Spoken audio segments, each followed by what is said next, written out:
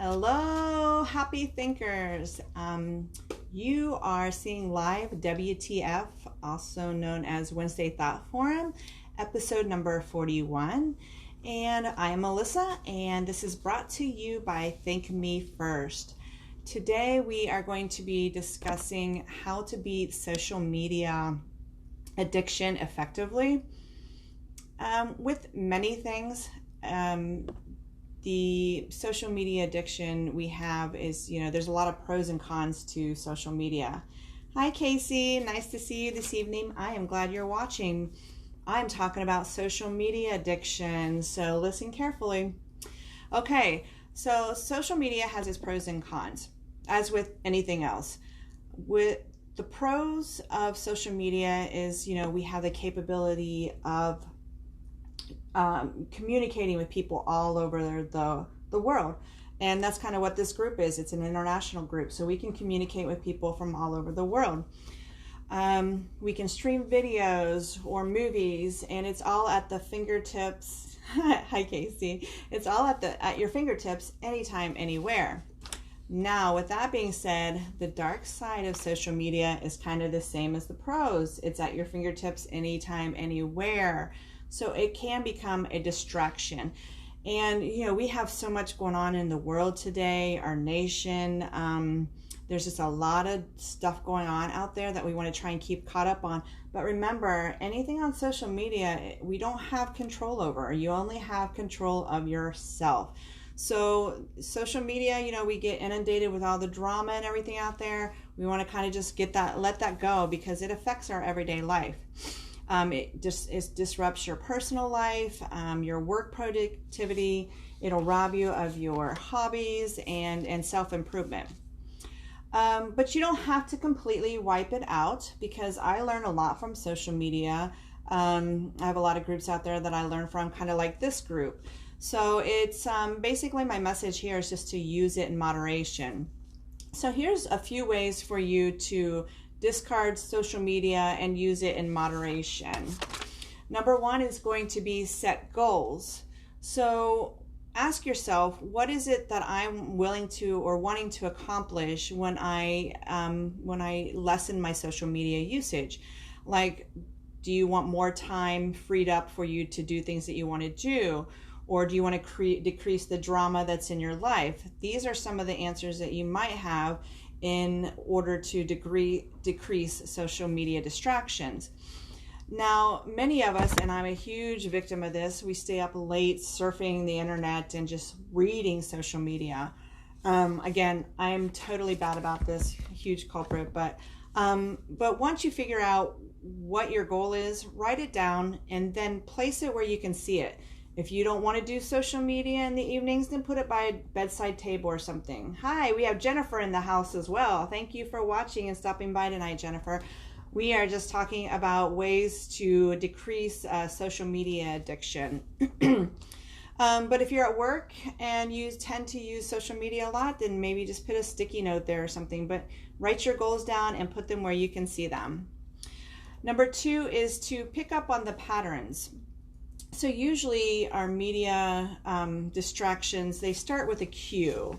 Maybe we got in a fight with a spouse or a friend or a family member or something. A lot of times the first thing people will do is turn to social media just to try and find some comfort or relax. But this is actually a very bad thing, because first of all, there's a lot of falsehoods in social media. A lot of people allege that they have this beautiful, wonderful life, and then you start reading that and you're like, well, why can't I be like that? Or why isn't my life like that? Well, I guarantee theirs isn't all hunky-dory every day too.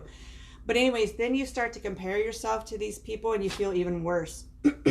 So when you do have that fight or that negative energy, find something else to do with it instead of going to social media.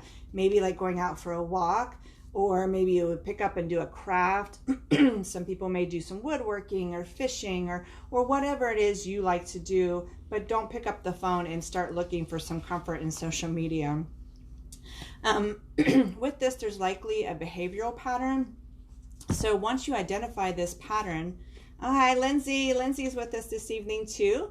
And again, we're just talking about social media addiction. So once you identify this pattern, it'll kind of allow you to recognize it when it does happen and maybe derive your thoughts away from using social media. Number 3 is to change your notification settings. So guess what happens when you get a notification on your phone or electronic device? You check it, right?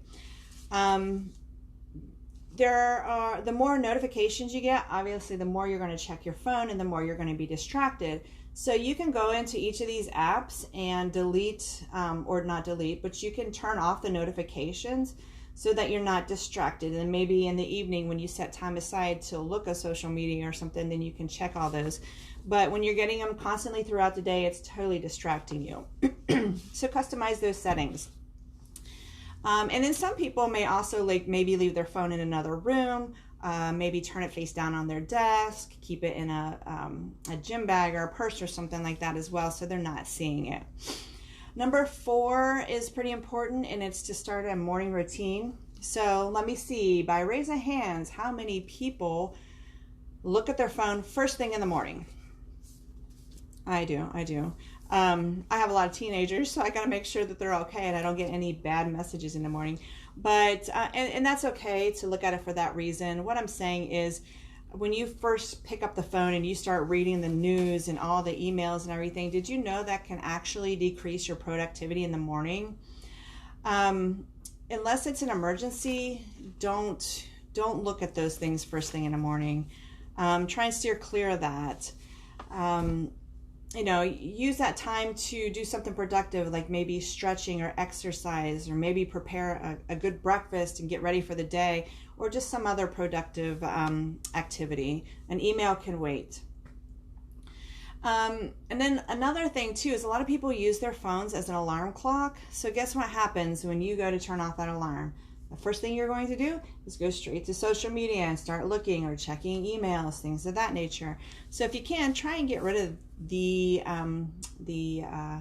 phone clock. Maybe get another clock or use a watch. Some people will even use Alexa or some kind of those electronic devices. Number 6 is going to be a web blocker. I know my husband uses these. I don't use them as much, but you can get web blockers out there to stop you from getting certain apps, especially if you know a lot of social media targets and you don't realize it. But once you start shopping somewhere, then you'll get all these ads and things like that. It can be very distracting to you. Number 7 is to establish no tech zones. So, designate specific areas where no one is allowed to have tech. This could be the dining room when you sit down and have a meal, maybe the bedroom because you don't want to disturb the person next to you, or, you don't want to make it to the point where you can't sleep. I'm a personal favorite of not using it in a bathroom. Like I said, I have 5 teenagers. They're always taking their electronics in there and they're sitting forever. So bathroom, definitely. Number 8 is to implement a reward program. So let's just say you have a lot to get done in a day. Write down all your tasks of everything you want to get done and make sure you complete all those. And then once you do, then maybe reward yourself with some social media time or something of that nature. But when you do this, then you actually get everything done that's important to you that you need to get done.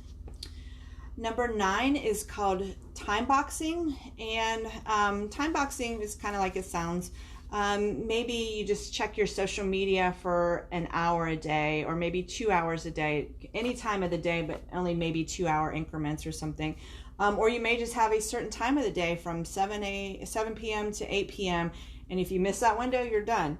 But time boxing also helps people look at social media in moderation. Number 10 can be maybe pick up a hobby. I mean, I'm pretty good about this, but picking up a hobby or doing something, because when you're doing things, you don't have the tendency to go to social media. And again, it's a time filler. I say that because I think you waste a lot of time surfing social media because there's no value in it unless there is value to it. But picking up a hobby and doing things that you like is just going to naturally pick up that positivity or that positive energy. You know, it could be reading, fishing, meditation, again, woodworking, anything that you like to do. Number 10 is to attempt a social media fast. I've never done this, but I've heard people do it and they absolutely love it. This is just maybe committing to a few days of no social media, maybe a few weeks or a week or a month. I've known a lot of people do it and they love it. How many times have you seen the memes show up on Facebook of a big castle or some luxury house? Okay, would you give up social media or all your electronics to live here for a year or something like that? People swear by it and they love it. So again, it decreases a lot of drama. You'd be surprised if you just do a media fast for maybe 3 days. You'd be surprised how much better you feel. Anyways, my final thoughts for tonight. You know, mastering social media is a habit, and it's going to take time, just like any other bad habit that we have. So don't get discouraged and give up if it's something that is hard for you to do at first. Just set little mini goals. Maybe, you know, one day I'm only going to look at social media for 2 hours, and then kind of wean yourself down to 2 hours, 1 hour, and then a half hour. It's all going to be dependent on how you use social media, because I use social media here as a learning tool. So, you know, that's not something that's included. We're just talking about surfing Facebook or Twitter, you know, just to peruse. But just keep in mind, you're going to have highs and lows, and you're going to get distracted. It's just inevitable. Tech is everywhere around us. I know my house is like super wired, with 5 teens in the house and Alexa's everywhere. I mean, everybody knows our business, but anyways. So when you achieve these goals though that you're looking for, you're going to feel better about yourself and end up spending less time scrolling through social media. So just keep that in mind. Again, we're just inundated with social media everywhere with all the events going on right now. Hopefully things will calm down here soon. COVID goes away and we have a president and, you know, all that stuff. But anyways, until then, hang in there. If you like this material, feel free to stop by my website. It's thinkmefirst.com. And you can also sign up for my email there. And with the email, it's 2 times a week. You get additional tips, tricks, and hacks. You can stop by YouTube, and just in the YouTube bar, just search Melissa Shim, and all the videos will show up there. And if you do stop by, again, please just hit that subscribe button and notification bar, and you'll get a notification every time I upload a video. I'm also found on Pinterest.com/Missy Think Me First.